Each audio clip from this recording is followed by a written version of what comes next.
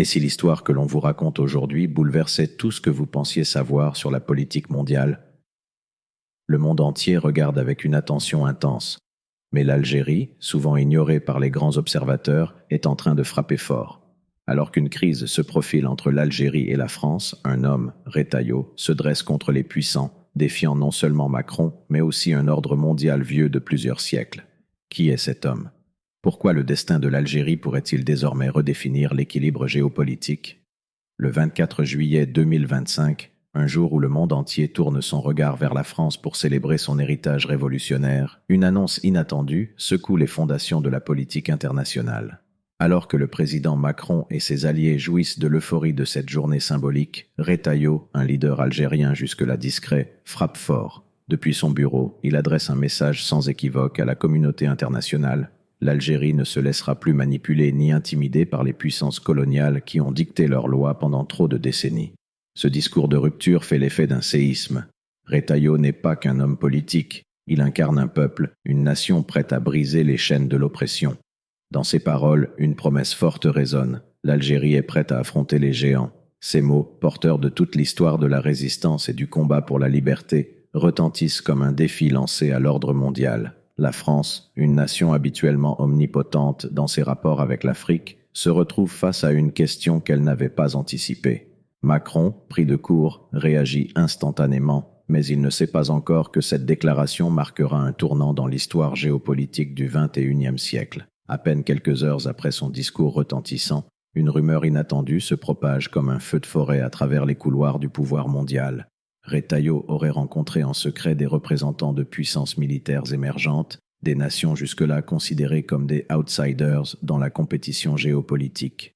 Pourquoi une telle discrétion autour de cette rencontre? Pourquoi ce silence étrange, si ce n'est pour dissimuler des intentions profondes et stratégiques, alors que l'Algérie, longtemps perçue comme une nation en retrait, commence à se réinventer, des questions troublantes surgissent. Cette alliance cachée serait-elle la clé pour bouleverser l'ordre mondial? Une coopération qui pourrait catapulter l'Algérie au cœur des dynamiques mondiales? Ou est-ce simplement une illusion dangereuse, une tentative de surenchère politique à l'ombre de grandes ambitions? Les observateurs internationaux, stupéfaits, cherchent à comprendre les réelles intentions derrière ce rapprochement inattendu. Mais cette audace de Retailleau, sa capacité à défier les attentes et à s'entourer de nouveaux alliés, soulève une question plus inquiétante.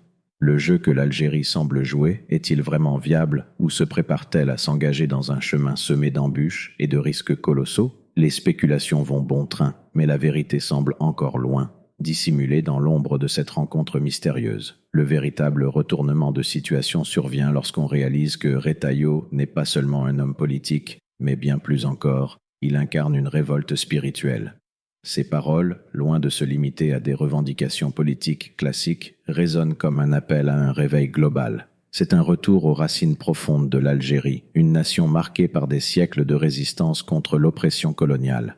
Ce n'est pas seulement un défi envers Macron, c'est un défi à un système mondial qu'il juge profondément injuste. En mettant la politique de côté, Retailleau transforme le combat de l'Algérie en un mouvement de rédemption spirituelle, un retour vers la justice divine, une quête pour une pureté morale qui dépasse les frontières nationales. Ce geste transcende les ambitions territoriales ou économiques. Retailleau cherche à réveiller les consciences endormies, à rappeler au monde la nécessité de revenir à des valeurs plus profondes, plus humaines, loin des calculs politiques.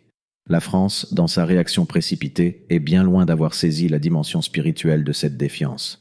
Elle réagit à la surface, sans comprendre que ce qui se trame ici est un défi à son autorité morale et spirituelle. C'est ce qui va la piéger.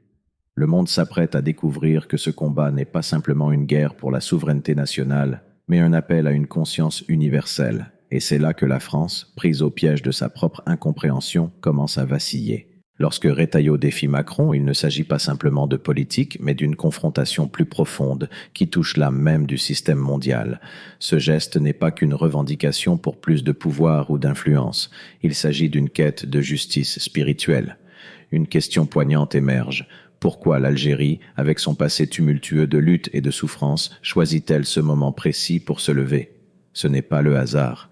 Ce n'est pas une simple coïncidence. L'Algérie, ce pays forgé dans la douleur et la résistance, semble aujourd'hui vouloir purifier son âme et, par extension, celle du monde entier. Le combat de Retailleau va bien au-delà des frontières géopolitiques. Il se place dans une lutte spirituelle pour restaurer l'équilibre et la justice, des valeurs oubliées dans le tumulte des politiques internationales. Ce défi est un acte symbolique, un appel à revenir à l'essentiel, à une époque où la politique ne dictait pas la morale, où la justice et la vérité étaient des principes inaltérables. Retailleau n'est pas en train de se battre pour l'Algérie seule, il cherche à éveiller l'âme de l'humanité tout entière. Une révolution spirituelle pourrait-elle être en marche ? Une révolution qui viendrait non pas des armes, mais des consciences éveillées. La question est lancée. Et alors que les nations se cherchent des alliés dans un monde qui se globalise, Retailleau nous invite à regarder en nous-mêmes. Sommes-nous prêts à entendre cet appel spirituel et à répondre à la rédemption de l'âme collective ? Mais voici le plus grand mystère qui se cache derrière cette saga. Alors que Retailleau annonce ses intentions et ses plans de révolution, une voix étrange s'élève parmi la foule. Ce n'est pas une voix politique, mais une voix emplie de sagesse, presque prophétique, qui rappelle au peuple les promesses divines faites à ceux qui cherchent la vérité et la justice. Ce qui est à venir dépasse l'imaginaire, déclare-t-on dans un murmure presque sacré. Ce message résonne profondément, non seulement dans le cœur de l'Algérie, mais dans celui de toutes les nations endormies, désorientées par l'injustice et la corruption.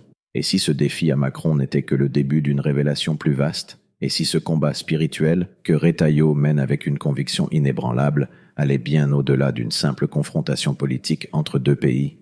L'Algérie pourrait-elle, à travers ce défi audacieux, réveiller une conscience spirituelle mondiale, en remettant en question les pouvoirs actuels et en invitant à un retour aux vérités universelles ?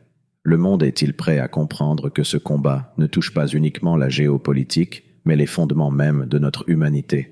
Les événements à venir promettent de révéler des vérités bien plus profondes que celles que nous avons osé imaginer. Un mystère se prépare, un mystère dont les répercussions seront vécues bien au-delà de ce que l'on aurait pu anticiper. La vraie puissance ne réside pas dans l'intimidation des faibles, mais dans la lumière que l'on éveille dans l'obscurité. L'Algérie, à travers Retailleau, fait aujourd'hui un appel à l'éveil spirituel des nations. Le monde est à un tournant. Et ce n'est pas seulement une question de politique. Ce défi est un signe de la résurgence d'une conscience qui dépasse les frontières, qui se nourrit de justice et de vérité. Et maintenant, la question reste posée. L'humanité est-elle prête à entendre cet appel ? Ou allons-nous encore une fois ignorer la voix de la vérité, emportés par les vents du pouvoir et de l'injustice ? L'avenir de l'Algérie, et peut-être de toute l'humanité, se trouve dans les choix que nous faisons aujourd'hui.